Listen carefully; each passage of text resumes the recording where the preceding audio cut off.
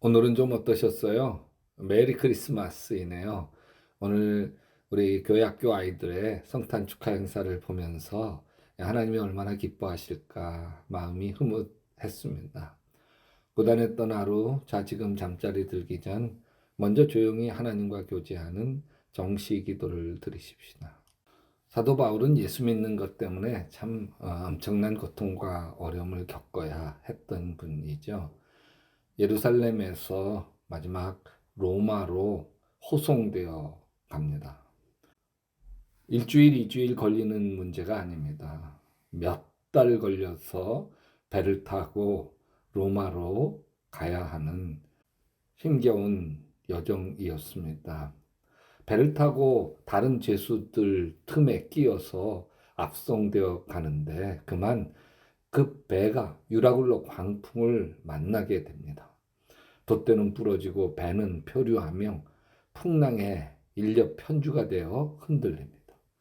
배가 뒤집힐세라 배에 있던 짐들을 바다에 다 버리고 276명의 사람들이 다 두려움과 죽음의 공포에 떨고 있습니다.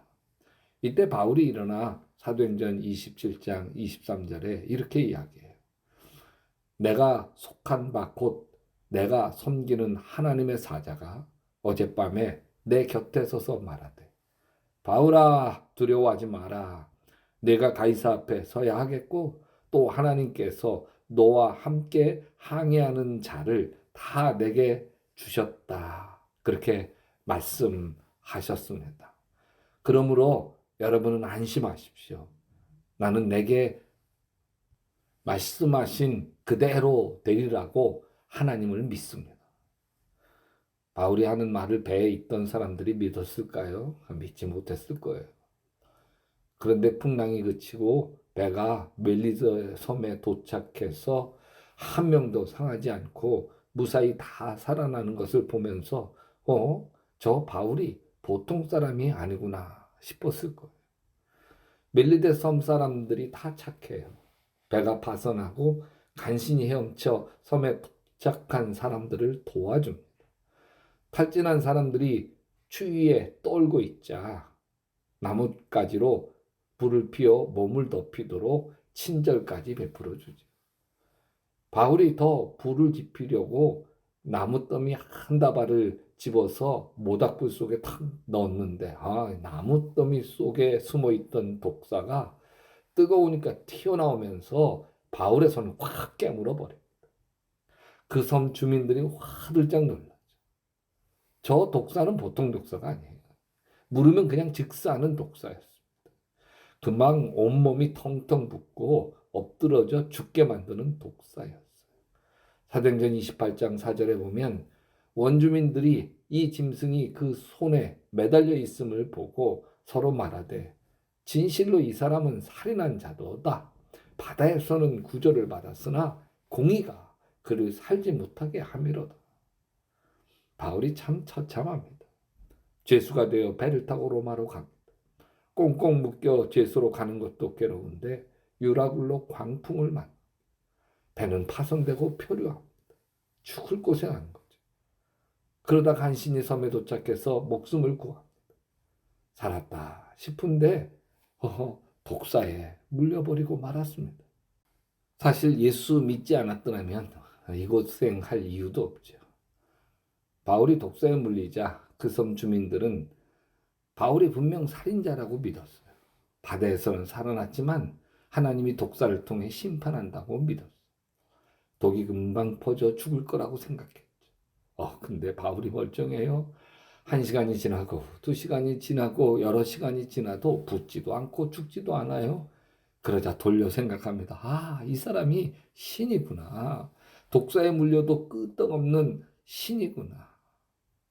바울의 인생을 보면 바울이 쓰는 신화가 있습니다. 바울은 성공 신화를 쓰는 게 아니에요. 대신 진정한 신화, 하나님의 이야기를 쓰기 시작하는 거예요. 본래 신화란 하나님 신자에다가 이야기 화자예요. 그래서 하나님의 이야기가 신화예요. 신화를 창조하는 사람이란 자신의 삶에서 하나님이 함께 하시고 동행하시는 놀라운 이야기를 창조하는 사람을 말하는 것이죠. 사실 바울이 성공 신화를 써 나갈 때는 하나님 이야기가 없어요. 자기 잘난 이야기만 있었습니다. 바울은 예수 믿으면서 자기 잘난 이야기를 다 버리죠. 가말리엘 문화생, 로마 시민권자, 히브리인 중에 히브리인, 그 모든 금수저 이야기를 다 버립니다. 빌립보서 3장 8절에 그거 다 배설물 뿐이다, 그렇게 이야기해버리죠. 벨리데섬 원주민들은 바울이 독사에 물려서 엎드려 죽을 줄 알았어요. 그런데 바로 그 자리, 독사에 물린 자리가 내 안에 있는 하나님이 드러나는 자리가 됩니다. 여러분, 인생이 고난이라는 독사에 물리는 순간이 있습니다. 그 고난의 순간은 하나님의 이야기가 창조되는 순간일 수 있다는 거 아십니까? 내 일생 다가도록이라고 하는 책이 있어요. 우리 약대교회 원로 목사님이셨던 황용진 목사님의 설교집이에요. 그 설교집 이야기를 보면 수많은 신화, 하나님의 이야기가 나옵니다. 우리 교회에 윤아무개 권사님이 계셨습니다. 하혈을 했어요. 자궁에 큰 혹이 있다는 거예요. 산부인과 가서 대수술을 해야 한다고 했어요. 그때는 의료보험도 없고 병원비가 만만치 않을 때였습니다. 낙심하는 마음에 새벽 기도를 쌓으면서 기도를 했습니다. 그런데 기도하는데 이런 마음이 생기더래요. 의사 수술 받기보다 하나님의 수술 받자. 그래서 목사님 사택에 찾아가 기도를 받았어요. 기도 받고 깨끗이 나가서 병원비 하려고 준비해뒀던 돈 다 하나님께 헌금했다고 합니다. 고난의 자리가 하나님의 신화가 시작되어지는 자리. 하나님을 섬기는 사람들은 다 하나님의 이야기, 신화를 만드는 사람들입니다. 하나님이 함께 하시면 어떤 고난도 어떤 시련도 견딜 수 있습니다. 믿음으로 승리하시기를 주님의 이름으로 축원합니다. 사랑의 주님, 우리의 인생의 고난 속에서 독사 물린 것과 같은 인생의 아픔 속에서 하나님 살아계신 하나님이 나를 도우시고 축복하시는 이야기를 써내려가도록 도와주시옵소서. 예수님의 이름으로 기도합니다.